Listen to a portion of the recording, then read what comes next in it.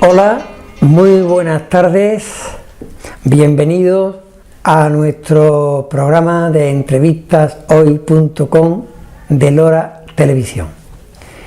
Nos encontramos en una casa preciosa del castizo barrio El Pozo de Lora del Río. Y en esta casa vamos a conversar hoy con un personaje que habita en ella, junto con sus hijos y su mujer, que es un personaje polifacético, un hombre que ha estado relacionado con la enseñanza, con el mundo de la docencia durante muchísimo tiempo, un hombre del teatro y un hombre también con un fuerte compromiso religioso, que ha estudiado teología. Además, después profundizaremos un poquito más en su biografía, pero adelantar que recibió en su momento uno de los premios 10 que daba anualmente la antigua radio de papel. Exactamente. Me imagino que para algunas personas los datos que he dado ya son suficientes para saber que se trata de Rafael Morillo Liñán. Buenas tardes, Rafael. Buenas tardes, Federico. ¿Cómo estamos? Más viejo que nunca. Hombre, pero bueno. Yo no te he preguntado por la edad. No. Te pregunté por la salud. En cuanto a la salud estoy bien y en cuanto al ánimo también estoy bien. Sí. Pues no sabes cuánto me alegro. Rafael es un hombre, es un conversador nato, ya lo verán ustedes, porque no solo por lo que habla, sino por lo que sabe escuchar. También, eso sí es verdad. Y entonces, pues vamos, por empezar por alguna parte, vamos a empezar por lo más reciente. Hace unos días, con motivo de la Semana Santa, en la Casa de la Virgen ha pronunciado una conferencia, también un poquito adobada, con una especie de teatro leído, con otras personas, y de esa conferencia me gustaría que nos hablara de algunos pasajes evangélicos, de lo que yo entresaco algunos. Habló de que Jesús de Nazaret, antes de meterse en algún fregado importante, se retiraba a orar y muchas veces al desierto. Por supuesto. Explicó muy bien y de una manera muy actualizada el milagro de la multiplicación de los panes y los peces. Dijo también además una cosa muy atrevida, y es que Jesús de Nazaret es para él el primer feminista de la historia. Cierto. Hace 2000 años. Y en la sociedad que vivió Jesús de Nazaret, aquello tenía un mérito. Después estuvieron hablando también de esa bonita parábola llena de cariño, que es la parábola del hijo pródigo. Sí. Pero yo quiero, Rafael, que nos explique sobre todo lo que tú llamaste las 8 locuras de Jesús. Las bienaventuranzas. las bienaventuranzas, porque si no hubiera existido los 10 mandamientos, el canon, pudiéramos decir, de la vida del cristiano sería completamente abarcado por las 8 bienaventuranzas, porque es que en una sociedad en la que primaba el poder romano, allí en el país de Jesús, pues decir que son bienaventurados los pobres de espíritu, los apojados, porque de ellos es el reino de los cielos. Decir que son bienaventurados los mansos, los humildes de corazón, los misericordiosos, los limpios de corazón, que tanta necesidad tenemos en estos tiempos de tener limpieza de corazón. La limpieza de corazón que Jesús nos transmite en la bienaventuranza esta es que miremos a los demás por encima de las apariencias, como Él verdaderamente nos ve, por encima de lo que aparentemente mostramos hacia los demás. Pues los pacíficos, la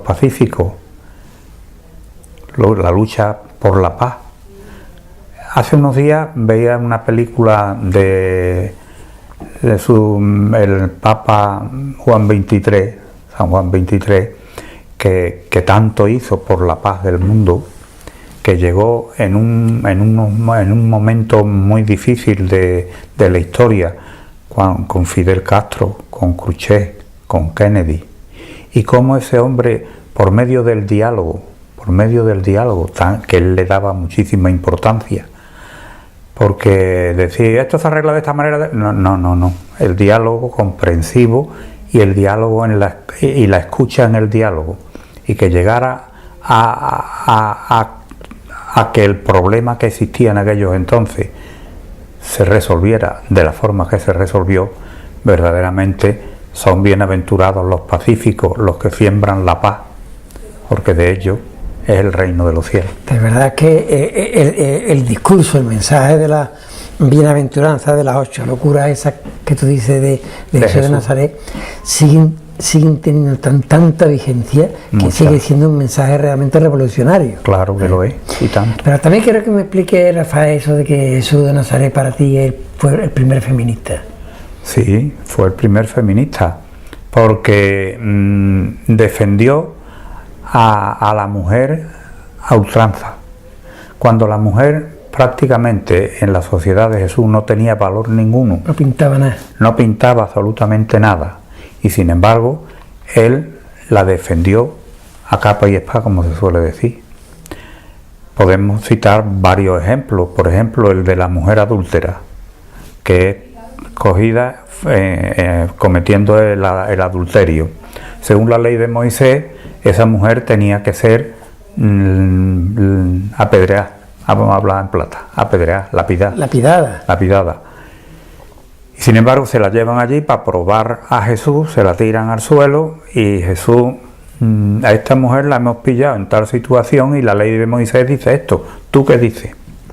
Entonces dice que Jesús se agachó y como que escribía en la tierra, en la puerta del templo de Jerusalén, y levantando la mirada, la mujer, la pobrecita, allí tirada en el suelo porque veía que la muerte se le venía encima, y les dijo: el que esté libre de pecado, que tire la primera piedra. Porque los hombres, al decir los hombres, pues son los hombres y las mujeres, somos muy dados a condenar. Sin embargo, Dios, Jesús, pues de Jesús nos viene el perdón. Y cuando se van, porque nadie estaba libre de pecado, les dice: ¿dónde están los que te acusaban? Señor, se han ido. Pues si ellos no te condenan, yo tampoco te condeno. Te perdono. Entonces vemos ahí que Jesús condena lógicamente el adulterio, el pecado en sí, pero no condena a la pecadora. También el caso de María Magdalena. María Magdalena es otra. Sin embargo, los estudios recientes que se están haciendo de María Magdalena, posiblemente sería una mujer de una situación económica buena, seguidora de Jesús, y tuvo el privilegio, otro detalle de Jesús como feminista, tuvo el privilegio que fue la primera persona que predicó la resurrección de Jesús. Fue a la primera persona a quien se le presenta a Jesús después de la resurrección. Hasta hace muy poco ha sido considerada como una prostituta por obispos, papas, curas, hasta que Papa Francisco, hace poquitos meses, la ha elevado a la categoría de Santa María Magdalena. Santa María Magdalena. Es más, el padre José Luis Martín Descalzo, que yo he leído mucho de él, pues decía que los dominicos la predicaban ya como la apóstol de los apóstoles, la apóstol de los apóstoles. Y decía, qué lástima que no se haya investigado más sobre la figura de María Magdalena. Bueno, pues gracias a que tenemos ahora este gran papa, que desde luego desde hace unos años bastante para atrás tenemos unos papas de mucha categoría, cada uno en su estilo, porque ningún papa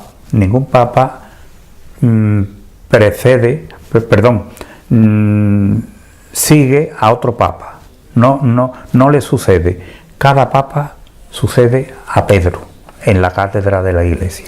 Pero vamos, convendremos que el que hay ahora es lo mejor que le ha podido pasar a la Iglesia. En estos momentos es que el Espíritu Santo hace su labor. Exactamente. Hace su labor en el cónclave y ahora se necesitaba este papa. Perdón un segundo, Federico, como cuando yo leía la novela de Morris White, Las sandalias del pescador, cómo aquel hombre preveía que vendría un papa del este. Y vino Juan Pablo II y hizo su labor extraordinaria también. Rafael, tu compromiso cristiano te ha llevado a estudiar teología. Sí. Y también estás fuertemente comprometido con el movimiento de Manos Unidas. Sí, por mi mujer. Y también en otra asociación, esta es más secular, como ASAN. Sí, Asociación de Enfermos Mentales. ¿Los cristianos tienen que reducir su compromiso a la liturgia y al templo? No, ni mucho menos. ¿O hay que salir a la calle y estar con la gente? Claro. Cuando yo participo de la Eucaristía, que mientras mayor voy siendo, más jugo le saco a la celebración de la Eucaristía, más me compromete, más me llena, pues cuando yo salgo de la iglesia empieza una segunda Eucaristía tan importante como la que hemos participado en el templo, la consagración. Tomad y comed, este es mi cuerpo, tomad y bebed, esta es mi sangre, sí, pero ese cuerpo que comulgamos, esa sangre que bebemos, es la que nos tiene que dar aliento, el aliento suficiente para después llevar el mensaje de Jesús a la calle, porque si nos quedamos solamente en la iglesia, pues no, eso no. Cuando mi gran alegría son los jóvenes, de hecho, muchísimos años de mi carrera los he dedicado a trabajar con jóvenes y para los jóvenes. Ahora hablaremos de eso. Vale. Rafael, tú naciste en unos años que hablando en román paladino y castizo diríamos mogollón. Sí, en el 45. Los años de la época, aquí decimos muchas veces, de la época del hambre. El hambre, el año de las hambres. El año de las hambres. Bueno, y después muy jovencito, con 21 años, ya empezaste a dar clases como maestro en varios sitios. Sí. Empezaste a dar clases en Sevilla, en el Coronil. Allí en la campaña de adultos, fíjate, allí tenía alumnos que eran mayores que yo. Tú estudiaste como se decía antes, por libre, ¿no? Libre. Tú estudiabas en tu casa. En mi casa. Ahí en ese cuarto que tenemos detrás, hay horas y horas y horas. Es que interesa que explique esto porque hombre, los estudiantes de hoy son muy buenos, pero también hay que decir que tienen muy buenas condiciones para estudiar.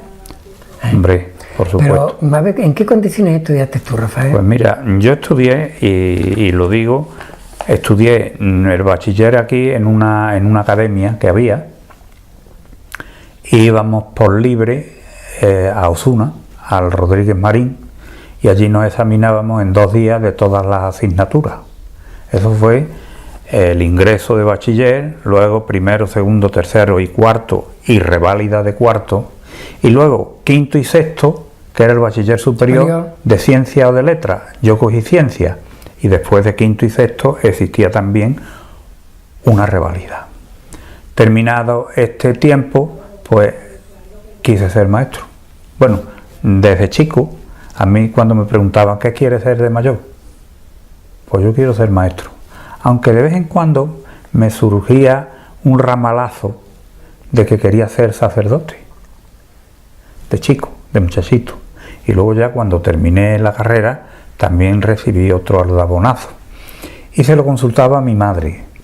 Y mi madre, con la mentalidad de aquellos entonces, me decía: niño, hijo, tú puedes hacer lo que tú quieras, pero la mentalidad de entonces, tú ten en cuenta que nosotros somos ya mayores, tu padre y yo, que no tienes una hermana, porque siempre el cura tenía una hermana soltera que lo acompañaba. Yo no tenía esa hermana soltera.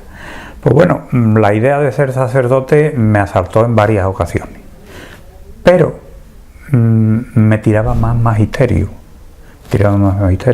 Y como en una película que yo vi, Alegría de Juventud, se iban ya los seminaristas de vacaciones y estaba el rector, el jefe de estudio, el director del seminario, y decía: no somos nosotros los que lo escogemos a Jesús, es Jesús el que nos escoge a nosotros. Pues por lo visto a mí Jesús no me escogió para sacerdote. Estaba destinado para maestro. Pues venía destinado para maestro. Estuviste en adulto, estuviste en el Coronil. En el Coronil. Y después has estado en muchísimo tiempo en el Colegio Miguel de Cervantes, popularmente conocido como Lepanto. El Colegio Lepanto. Allí tuve la suerte. ¿Cuántos años has estado en Lepanto? 28. 28 años.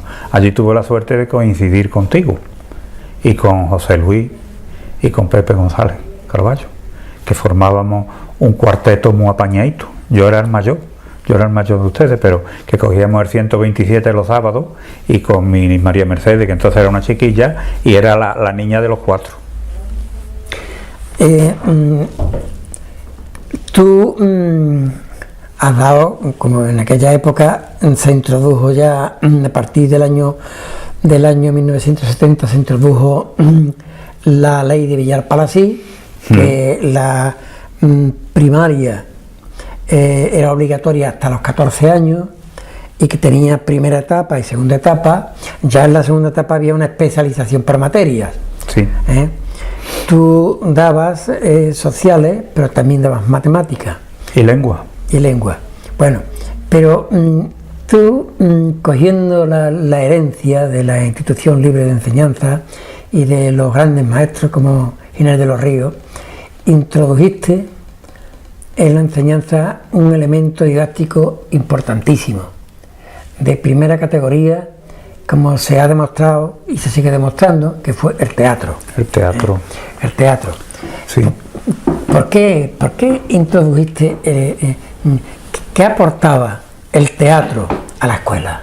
Pues mira, el teatro, en primer lugar, a mí la afición al teatro me la introdujo mi madre, que era un gran amante del teatro y de la poesía en aquellos entonces. Y me llevaba cuando había aquí alguna representación de teatro, las compañías que habían aquí, de Joaquín López, Angelito Sánchez, Lola Terry, en fin, me llevaba. Yo recuerdo de haber ido al teatro, al Cine Goya, de la mano de mi madre. Entonces, cuando yo ya vine aquí a Lora definitivo, pues ese germen que había ahí encontró la tierra propicia para desarrollar esa afición al teatro que compartí contigo, con José Luis y con Pepe, y con muchísimos alumnos. Entonces el teatro en primer lugar para mí fue importante, o lo consideré importante, en la relación con los alumnos, porque el alumno ya no te veía la figura seria dando matemáticas o dando lengua del maestro, sino que en los ensayos, pues claro, yo tenía que hacerle a los alumnos el papel que ellos tenían que representar. Y entonces se presentaban escenas de lo más variopintas que se pueden presentarte. Y tenía que hacer papel de una mujer, por una mujer, de un mayor, por un mayor. Y entonces los alumnos adquirían una confianza conmigo, que eso les abría las puertas para algo que fue fundamental en mis años de maestro. Que preguntaran y que preguntaran.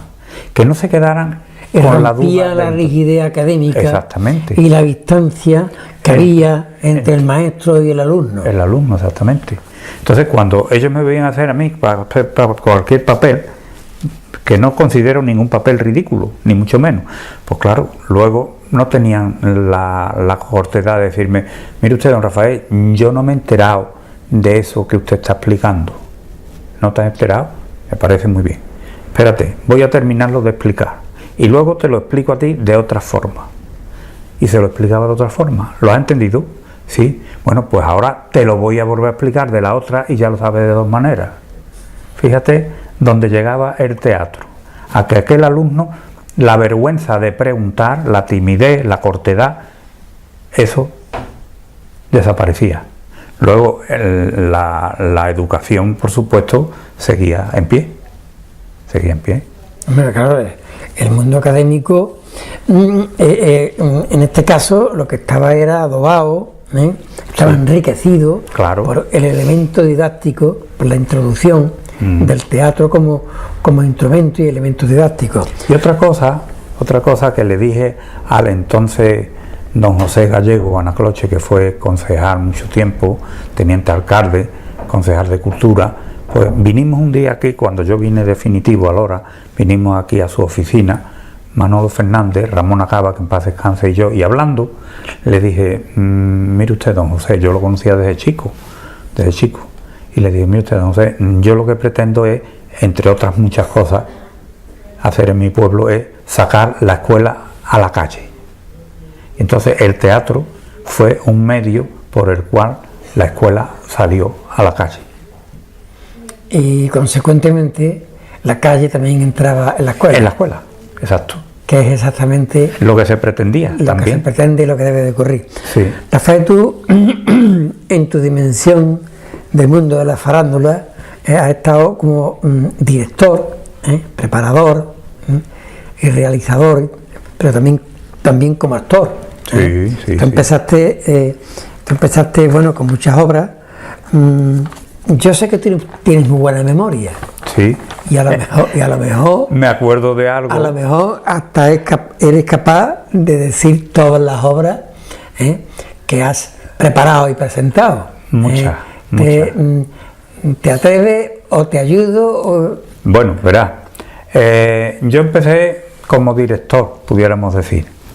Pero se dio una circunstancia en el Colegio Miguel de Cervantes, que estábamos representando La voz de su amo, de Pedro Muñoz Seca y Pedro Pérez Fernández, y trabajabas tú hacía el papel de Picao, el morrón, era tu personaje, y era 3 días, y la primera noche tenías un calenturón de espanto, un calenturón: Rafael, que tengo 39 y medio, mañana no voy a poder. Y yo, con cara de circunstancias, pero alegrándome por dentro, digo: no te preocupes, ¿qué le vamos a hacer? Estás mal, no te preocupes, yo te sustituyo. Y entonces me busqué un traje de chaqueta corta, que me estaba muy bien, que era del padre del concejal de Nogales, que era el conocedor de Sancha, mi sombrero, mis botas, mis sajones de cuero. Y entonces se cumplieron mis 2 deseos: uno, vestirme de corto, que nunca me había podido vestir, y otra, actuar. Y desde ese momento que actué ya no me he bajado del escenario. Luego vino Anacleto se divorcia, Los árboles mueren de pie, Usted es Ortiz, Serapio y Hierbabuena en teatro infantil, Plus el Fantasmita, La Pasión, la hemos representado en varias ocasiones. Globos de Abril. Doña Noche y sus amigos. Las armas de Bagatela. El Pillayo. Se nota que tiene monólogos por el que Juan se quitó de la bebida. Este monólogo de Juan se quitó de la bebida lo conseguí una noche muy triste, porque estaba don Carmelo, que en paz descanse, ya fue la última, murió a la mañana siguiente o en la madrugada, y estaba allí don Antonio Ramos Solís, gran poeta, gran maestro, maestro tuyo, profesor de literatura mío, y estábamos allí, ya él estaba operado de la garganta, y con su señora, porque eran compadres, don Carmelo y él eran compadres, y me dice: Morillo, hay un monólogo que lo hice yo en Alcalá cuando era novio de mi mujer, un gran enamorado de su mujer, y es precioso, se titula ¿Por qué Juan se quitó de la bebida? Dice, y tú lo podrías hacer muy bien. Lo busqué por cielo y tierra hasta que una antigua alumna, Maribel, la hija de Manuel Gutiérrez Maireles, pues en la facultad de Derecho, en la biblioteca, me lo consiguió. Y lo estrenamos en Guadalcanal, porque una de las primeras compañeras artísticas que yo tuve fue Joaquina, que nos entendíamos perfectamente, porque ella aprendía el papel suyo y el mío. Y yo tenía la escuela de Joaquín López, que me salía del papel, me entraba y algunas veces me perdía. Y cuando me perdía le decía: Joaquina, que me he perdido. Y ella, me metía en el papel. También has hecho teatro leído, sí, como La barca del pescador, La barca sin Los árboles mueren de pie, de Alejandro Casona, Prohibido suicidarse en primavera, Llama al inspector, y bastante entremeses de los Álvarez Quintero, como La Puebla de las Mujeres. Pueblo de las Mujeres, una comedia muy bonita. Y después de Muñoz Seca, como ya has dicho antes, La voz de su amo, Anacleto se divorcia, y Usted es Ortiz. Y la última de las que has dirigido y encarnaste magistralmente la figura de García Lorca fue Sueños Lorquianos, donde participaron más de 50 actores. Sí. Eso yo lo digo siempre, todas las obras que hemos hecho tienen su mérito, todas tienen su valía, todas, pero la más completa fue esta de Los Sueños Lorquianos, que lo escribió precisamente tu mujer, Lourdes Soriano, y trabajábamos 50, pero trabajábamos 50, es que era completa, aquello era como los que no lo conocieron, que pertenecieron después al grupo de teatro, que no conocieron ellos, cuando lo vieron en el vídeo y después lo han visto en el cine, decían: es que era un espectáculo. Y efectivamente era un espectáculo, porque mira, había, por supuesto, los personajes de la obra de Federico García Lorca, magistralmente escritos por Lourdes, salían hablando, eran figuras extemporáneas. Y yo sentado en el café de Chinita con dos duendecillos, me iban sacando los personajes, y estos personajes iban hablando su papel, y yo les hablaba en este tiempo. Era una conjunción del ayer con el hoy, con un Federico García Lorca que por desgracia ya no lo teníamos entre nosotros, que yo pienso que la obra, me voy de una cosa a otra, pero cuando hablo de Federico García Lorca, yo creo que la obra de Federico García Lorca llegó a tal extremo en tan poco tiempo que si hubiera seguido viviendo, yo creo que difícilmente hubiera podido superar lo que ya había hecho. Entonces, en Los Sueños Lorquianos, que tu mujer conoce la obra de Federico García Lorca perfectamente, había danza, había baile, había cante, había canto, había representación teatral, había recitación de poesía, había toreo, y cada uno en su papel. Había música en directo, de bandurria, de guitarra, de tambor. Recuerdo que Cipriano con el tambor en uno de los momentos hizo una cosa estupenda. Manolo Navarro, con esa voz que tenía tan extraordinaria.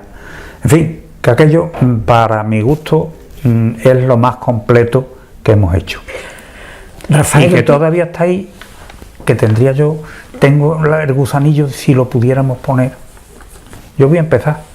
Bueno, de momento, en la Semana de Andalucía, después de 30 años que se representa, hace 30 años que se representó, ¿no? En el 20 años, 1998. Sí. Después de 30 años, pues como se grabó con los medios que había entonces, en el Cine Goya, en la Semana Cultural Última de Andalucía, pues el Ayuntamiento, la Concejalía de Cultura tuvo a bien de proyectar eso en el Cine Goya. Y estuvo muy bien, se consiguió, dentro de los medios de entonces, se consiguió una buena calidad. Técnica, pero una buena calidad. Para Rafael, yo sé que tú tienes muy buena memoria. Yo no sé si te pongo en un compromiso, si te digo que recites algo de La sangre derramada de García Lorca, de la obra esta de Finian Lorquiano. Sí. ¿Sí? ¿Te pongo en un compromiso o no? No, porque la recuerdo. Tú tienes muy buena memoria. Y para mí es una alegría el poder recitar algo un poquito. Y yo creo que va a ser una alegría para los telespectadores escucharte, no entero, porque es largo. No, es largo. Un trocito que tú consideres conveniente. Pues sí. Tu mujer me invitó cuando vino Paco Dama, cantautor, pues quería que yo recitara. Este hombre, cuando yo llegué al Cine Goya, pues ya estaban todos los que él había elegido. Vamos, no lo había elegido, había llegado a la biblioteca, como acostumbra, y había dicho 10 personas que reciten bien. Y yo me presenté que era el 11º. Y cuando llegué, dice, mire usted, están todos escogidos. Digo, no, mire usted, yo si no hay que recitar, pues no recito. Pero es que mi buena amiga y compañera Lourdes me dijo que si quería y podía, y yo estoy aquí. ¿Qué puede ser bien? ¿Qué no puede ser? Pues nada. Y entonces el hombre ya vio el interés que tenía Lourdes y el interés que yo demostré dentro de la prudencia. Dice, bueno, pues usted recita al último. Y entonces, ¿qué vos a recitar? Digo, La sangre derramada. Dice, es que ya se compone de 3 partes y una señorita va a recitar una parte. Digo, sí, pero la que yo recito es otra. Bien, pues súbase usted. Y yo me senté y recité el último.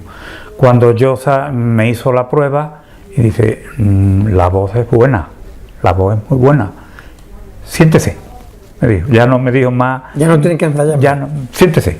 Y me senté, y cuando salí, pues empecé con La sangre derramada, que bueno, ahí va. Ahí va. Que no quiero verla. Dile a la luna que venga, que no quiero ver la sangre de Ignacio sobre la arena. Que no quiero verla. La vaca del viejo mundo pasaba su triste lengua sobre un hocico de sangre derramadas por la arena, y los toros de guisando, casi muerte, casi pena, mugieron como 2 siglos, hartos de pisar la tierra. Damos un salto. Por las gradas sube Ignacio con toda su muerte a cuesta. Buscaba el amanecer, y el amanecer no era. Buscaba su perfil seguro, y encontró su sangre abierta. No me pidáis que la vea, no me pidáis que la vea. Y nos vamos al final. Pero ya duerme sin fin, y su sangre viene cantando, cantando por marismas y praderas, derramando por cuernos ateridos, vacilantes por los cuernos y la hierba. Que no quiero verla, que no hay cáliz que la contenga, que no hay golondrinas que se la beban, que no hay cristal que la cubra de plata, que no quiero verla. Qué bonito. Me gusta. Seguramente si García Lorca te oyera, te hubiera contratado Rafael. Pues bueno, vale. Cuando terminé de recitarla, me senté al lado del batería, porque yo era el último. El muchacho me abre una botellita de agua y toma una poquita de agua, que hasta eso está estupendo, este agua, que yo he visto recitar mucha gente, pero esto ha estado también muy bien. Y bueno, tu mujer recitó también, que gustó mucho, El niño de la fragua. Rafael, tu grupo de teatro, tú has formado un grupo de teatro... ha sido siempre un grupo abierto. Exactamente, más o menos espontáneo, de acuerdo con las obras, pero ha habido uno que ha permanecido en el tiempo, que es el grupo Candileja. Candileja. ¿Qué significa para ti Candileja? Pues mira, Candileja, nosotros empezamos a representar teatro sin tener título, o sea, con el grupo, pero sin tener nombre. Sin tener nombre, exactamente. Pero me acuerdo que estaba yo dando clase de verano ahí arriba en el Soberao, que para mí el Soberao es un santuario. La palabra Soberao, para la gente joven, hay que decirle que es la antigua parte de arriba de las casas antiguas. Sí, que hoy se dice piso de arriba. Piso de arriba, sí. Pero antes eran Soberao. En Lora era Soberao. En otros sitios dirán el Sobrado, pero nosotros decimos Soberao, como decimos Sardiné. Sardiné. Bueno, pues estaba dando clase y llegó un antiguo alumno, que yo lo quiero mucho, Juan Bautista Nieto Ramírez, pintor, y digo, me hace falta para la obra de La voz de su amo, era la segunda vez que se representaba, un notario. Digo, ¿y vas a ser tú? Dije, yo. Bueno, pues se implicó él en esto. Bueno, y no tiene nombre el grupo, no. Y estábamos ahí sentados en la camilla, él, mi mujer y yo. Y me dice, bueno, ¿qué nombre le podemos poner? Digo, pues no, ahora mismo no se me ocurre. Dice, dígame usted cosas de teatro, dígame usted cosas alusivas al teatro. Y recuerdo ahora, y digo, parece que estábamos en el pasapalabra. Digo, pues mira, de teatro están las diablas, están las bambalinas, está la concha, están las candilejas. Y dice, Candileja. Y Candileja surgió. Y ese es el nombre que perdura en las distintas obras de teatro que hemos representado. Así surgió el nombre. Pues Rafael, de teatro podríamos seguir hablando mucho, porque aparte de que tiene una gran trayectoria, a los dos nos gusta el teatro. Nos gusta. Así que, pero vamos a hablar también de otras dimensiones de tu biografía.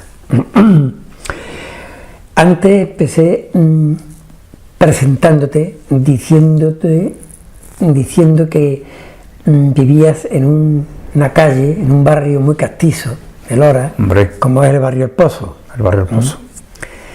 Aquí es de las pocas calles que todavía hay vecindad.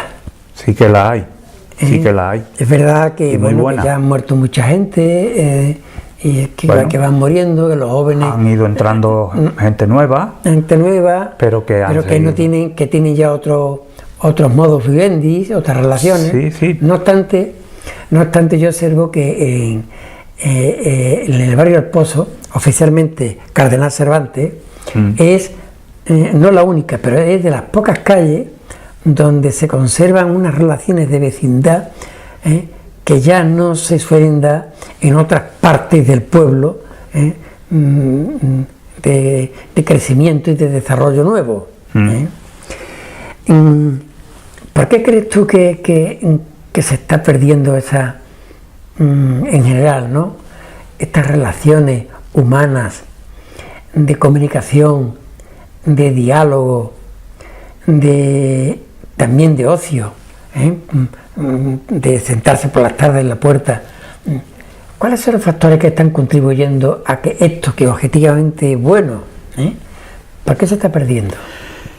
Yo creo que en gran parte el aire acondicionado, que no es nada bueno, que nos mete en la salita, y la televisión. Pero cuánto más valor tenían aquellas reuniones que se formaban, que todavía en el barrio El Pozo, en la parte más cercana al barrio nuevo, está allí Carmen Nuño y su hermana, Angelita Carboné, Isabelita Cruz, Antoñita Martínez, se reúnen allí, José Manuel, la familia Lara, también, claro, pues se reúnen allí. Y yo cuando... Hasta hace muy poco la familia Almazán. La familia Almazán también. Pues yo cuando vengo de verano de ver a mis primas, a la Roda Arriba, pues me encanta pararme allí un rato con ella. Siéntate, Rafaelito, o siéntate, Rafael. No, yo de pie porque ya mismo me voy. Pero ya mismo me voy, se me va allí la media hora porque me encanta la conversación. Y allí somos, yo cuando llego digo, pues ya hay aquí una más.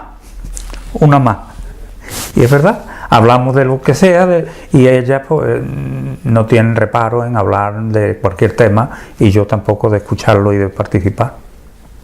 Es que el barrio El Pozo tiene, como decía mi padre, que en paz descanse, dice, el barrio El Pozo, mira, está cerca de la iglesia, está cerca del ayuntamiento y está cerca de la feria, que él era un aficionado a la feria tremendo. Es más, que aquí donde estoy ahora mismo sentado, existía una camilla, que de hecho una camilla, y aquí se llevaba él todo el año sentado.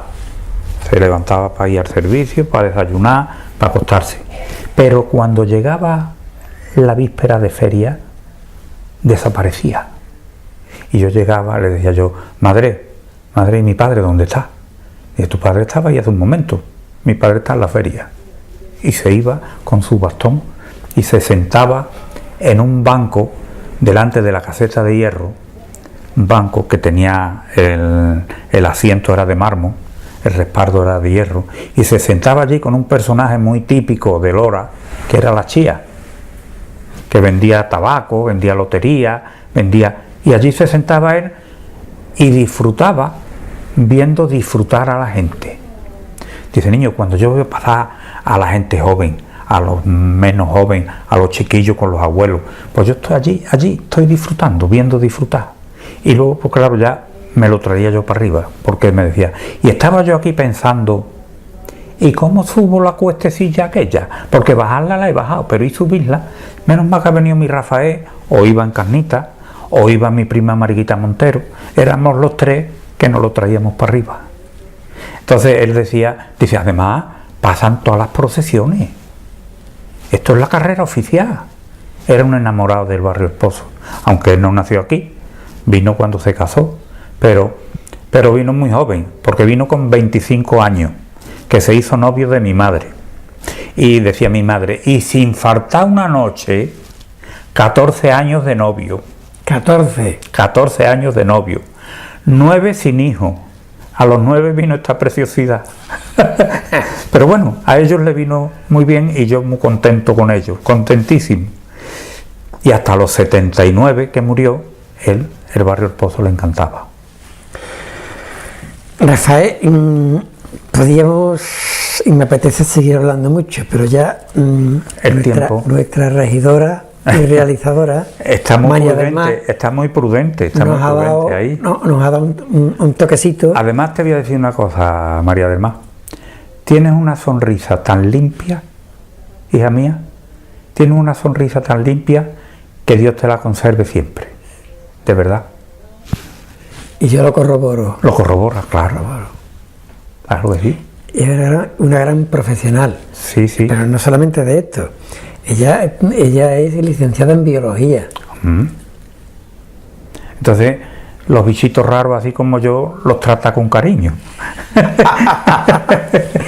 Pero antes de irnos, Rafael, me gustaría que me dijera con qué te quedas. Porque tú eres como una especie de Séneca de pueblo. Bueno. Y entonces de vez en cuando sueltas una sentencia llena de sabiduría. ¿Con qué te quedas de toda tu larga etapa de docente, de maestro de pueblo? Pues me quedo con una frase que tenía mi padre.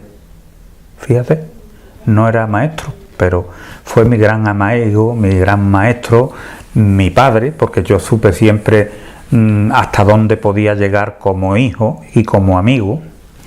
Mi madre fue el timón de mi vida, y me quedo como maestro en algo que yo quise transmitir también, entre otras muchas cosas, pero esa también, con lo que me decía mi padre. Cuando yo tenía alguna duda y se la preguntaba a él, me me la intentaba resolver. Y sin embargo me decía, mira, podré equivocarte, pero engañarte nunca. Eso es una enseñanza que yo recibí e intenté transmitir a mis alumnos. Y otra de mi madre, que decía, las circunstancias mandan. Mi madre tuvo una época en que tenían un negocio de capacho, que la economía le iba muy bien, muy bien, muy bien. Luego, por las circunstancias, ya se hicieron las partes. Mi padre con el campo, pues no eran las circunstancias aquellas. Tuvo que amoldarse a otra. Luego tuvo la suerte, y yo, de que cuando yo terminé magisterio, pues aquí los primeros 40 duros que gané se los di a mi madre. Y ya empecé a ganar dinero, a trabajar, a dar las clases, y mi madre vivió una vejez muy buena. Pero siempre diciendo, niño, las circunstancias mandan. Bueno, pues una última pregunta y una respuesta mínima. Y una respuesta mínima. Bien. Tú, Rafael, que eres un personaje en este pueblo, con una trayectoria... Y que no me saquen de aquí. Y con una trayectoria muy singular, muy particular y muy productiva, como ya hemos visto. ¿Has pensado alguna vez si describir tu autobiografía? Es algo que mi hijo, que tú ya me lo has dicho en alguna ocasión, y que mi hijo está detrás de mí. Pero yo la considero tan normalita, que a quién le puede interesar. Y no lo digo con falsa modestia. En cuanto a la obra literaria mía de poesía, que mi hijo me dice, papá, yo te pago la edición para que la publiques, yo te la pago. Y bueno, y las poesías mías, excepto a mí y a quien yo se las he dirigido, ¿a quién le puede interesar? Eso está ahí. Todavía no... Bueno, pues tú te lo piensas. Me lo pensaré. Rafael, ha sido todo un placer charlar contigo, conversar contigo. Ya dije al principio que eras un gran conversador. Y nada, que Dios te conserve mucho tiempo, la salud, para que dentro de muchos años volvamos a hacer una nueva entrevista. Vale, muchas gracias a ti, Federico, muchas gracias a María del Mar, a su padre, a Televisión, que bueno, me va a permitir el poder entrar en muchas casas y hablarle de lo que tú me has querido preguntar. Y agradecer también a la televisión, a Lora Televisión, que gracias a ello, pues lo que representamos, la conferencia, teatro leído, como queramos llamarle, que hicimos en la Casa de la Virgen, ha podido entrar en muchas casas. Y por tanto, muchas gracias, Rafael, y por tanto la figura de Rafael Morillo Liñán, que forma parte ya del acervo del patrimonio histórico y antropológico de Lora, y también del recuerdo que duerme en su querido barrio El Pozo, pues también se pueda ver en aquellas casas y en aquellos pueblos que nos ven y que quieran sintonizarnos. La labor de Rafael Morillo como docente ha quedado impresa, grabada en el alma de muchos niños y de muchas niñas loreñas, de muchos hombres y mujeres que te recuerdan y que te quieren con mucha admiración y cariño. Muchas gracias, don Federico. Hasta nuestro próximo programa. Muy buenas tardes. Gracias.